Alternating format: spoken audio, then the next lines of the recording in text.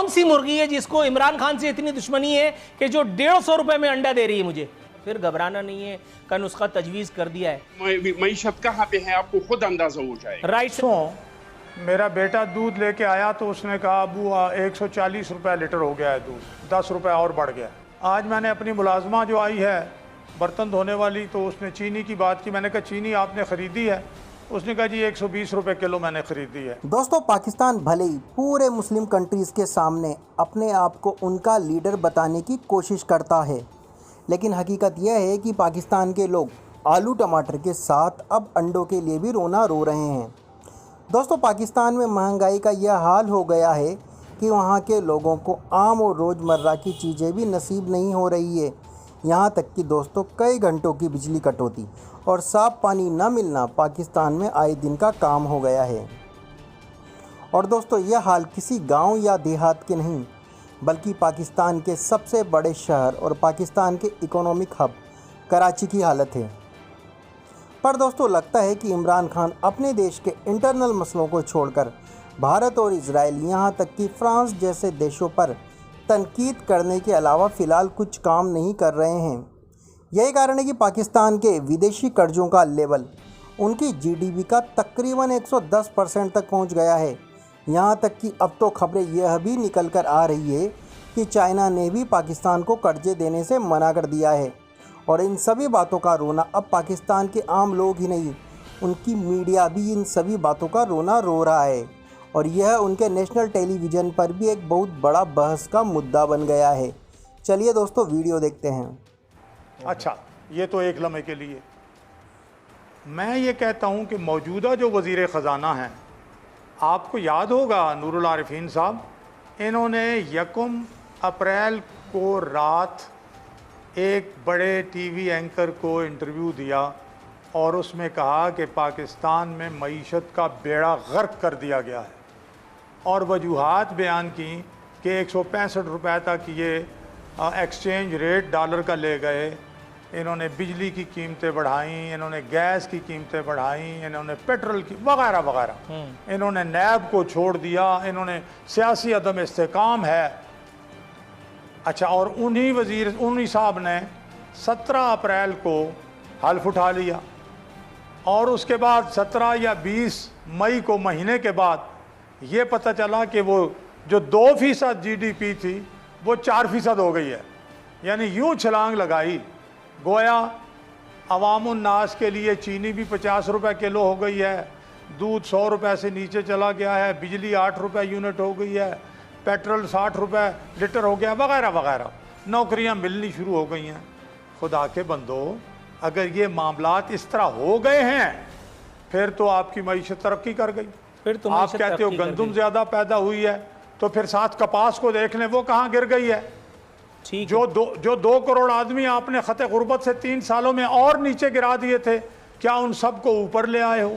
Right sir, थोड़ा सा तवक्कुफ कीजिए। गुलजफर खान साहब झूठ बोलने से तशरीफ फरमा है। अब मैं उन पर तो ये तोहमत नहीं धर सकता सर जो आपने कहा, लेकिन बहरहाल आफत के साथ सुनता रहा, क्योंकि मेरे सर के 3 फुट ऊपर से जा रही थी। मैं क्यों बताऊं, झूठ बोलूं, इतना पढ़ा लिखा मैं हूं नहीं कि जीडीपी और पीपीपी के चक्कर में पढ़ूं, इसलिए मैं सुनता रहा आपकी बात, यहाँ तक के फुल टॉस लग गई। अब फुल टॉस लग गई है सर। दूध 140 रुपए लीटर हुज्जाज कराम की हुकूमत में हमें मिल रहा है, चोरों डाकुओं के दौर में हमें ज़रा सस्ता मिल रहा था।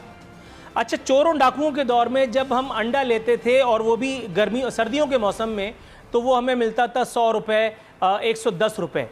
अल्लाह का शुक्र है, जब से हमारी नेकोकार सादिक और अमीन सरकार आई है, गर्मी का मौसम है, मैं अभी कल ही अंडे लेने के लिए गया तो मेरा दिल चाहा अंडे उठा करके या तो अपने सर पे मारूं या दुकानदार के। उसने पूरे कमबख्त ने 148 रुपये दर्जन दिया, और साथ में एक आंख दबा करके ये भी कहा तब्दीली मुबारक हो। सर ज़रा कुछ फरमाइएगा, किस तरह से मुझे बहलाएंगे आप? कौन सी मुर्गी है जिसको इमरान खान से इतनी दुश्मनी है कि जो 150 रुपये में अंडा दे रही है मुझे? वो कौन सा अल्लाह मारा है कि जिसकी वजह से, जिसकी नेकियों की वजह से मुझे जो चीनी 60, 70, यहाँ तक कि 80 रुपए में मिल जाया करती थी, अब वो 110 और 120 रुपए में मिल रही है। हर बात का जवाब जो है वो आप सिर्फ ये कह करके दे देंगे कि ये नवाज शरीफ की तरफ से है और ये उसकी तरफ से। की चीजों की कीमतें नीचे आ रही हैं। गर्मियों में कभी ऐसा नहीं हुआ। मेरे सामने सिद्दीकुल फारूक साहब थोड़ा सा मेरे सामने मेरे प्रोग्राम में बैठे थे। जफर साहब जरा सुनिए, जफर साहब जरा सुनिए, जफर साहब जरा सुनने की जहमत उठाइए सर। मेरे प्रोग्राम में फयाजुल हसन चौहान साहब कमोबेश 3 महीने पहले आए थे। जब मैंने अंडे की बात पर उनको घेरा तो उन्होंने मुर्गियों पे इल्जाम लगा दिया और उसके बाद उन्होंने कहा कि अंडों की कीमतें नीचे आ जाएंगी। आज 3 महीने होने को आ गए। गर्मी के मौसम में कभी ऐसा नहीं हुआ, कभी ऐसा नहीं हुआ कि 150 रुपए दर्जन अंडे मिल रहे हों। सरकार इस बात का इलाज भी, इस बात का जवाब भी यही है कि नवाज शरीफ चोर था और आसिफ अली जरदारी डाकू था।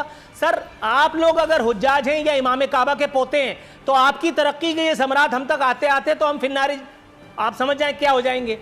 वजारत बिजली और पानी जवाब दे। ठीक है सर, इनसे जवाब ले लेते हैं। जफर खान साहब, सर वो जो खुशी के शादियाने बजा रहे थे अल्लामा असद उमर और मुफ्ती उमर अयूब साहब, बड़ी नवीद मुसर्रत उन्होंने दी थी बड़े ठस्से के साथ कि इस मरतबा तो हम जापान को बिजली बेचेंगे। सर वो बिजली किसके घर चली गई? हमारे यहाँ तो नहीं आ रही। रोज़ आज तीसरा दिन खैर से अल्लाह ने चाहा तो आज भी हैट्रिक हो जाएगी। रात को जाग रहा हूँ, सुबह 5 बजे सोना नसीब होता है, एन रात को 1 बजे लाइट चली जाती है और उसके बाद 4 घंटे तक इंशाअल्लाह ताला फिर आप पंखा जलते रहिए।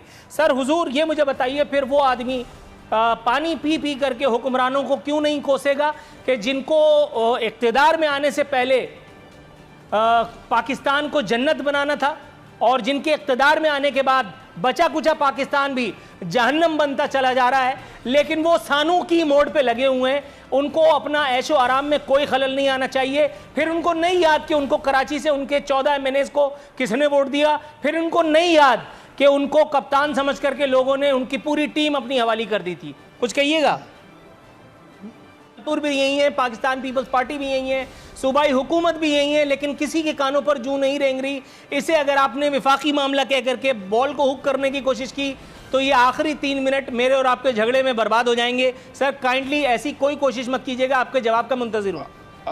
नूरुल आरिफीन साहब, आप काइंडली मेरे साथ झगड़ा नहीं करेंगे क्योंकि मैं अपना लोकल 1-2 बात भी करना चाहता हूँ।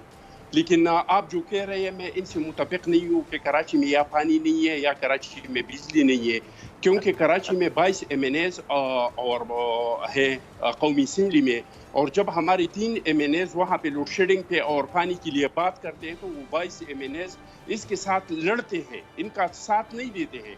तो इस वजह से मैं कह रहा हूँ कि वो मुंतखब नुमाइंदे हैं, तो अगर उनको तकलीफ नहीं है तो नहीं है, अगर लोगों को तकलीफ होता तो वो इसके लिए आवाज़ उठाते। लेकिन मैं कराची की लोड शेडिंग के लिए क्यों बात करूँ?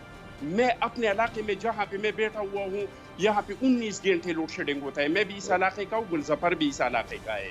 पूरी रात में मुझे 5 मिनट बिजली नहीं मिलता है, तो मुझे शर्म नहीं आएगा कि मैं हूँ हमारे अपने इलाके में 19-20 घंटे लोड शेडिंग है और मैं कराची की लोड शेडिंग पे बात करूँ? ये कौम मुझे माफ कर देंगे, वो कहेंगे यार आप बेवकूफ़ है कि आप अपनी बिजली पे बात नहीं करते, आप कराची की बिजली पे। दूसरा मेरा एक दरख्वास्त है, हमारा लोकल इशू है। मर्जर के बाद हमारी लीव से उसको वर्दी पहनाई कि आप पुलिस वाले हो गई, न उसको पुलिस के मराहत मिले हैं न उसको उनके बेनिफिट्स मिले हैं। इनके जेब में जो कार्ड पड़ा है वो अब भी लीविस का कार्ड है।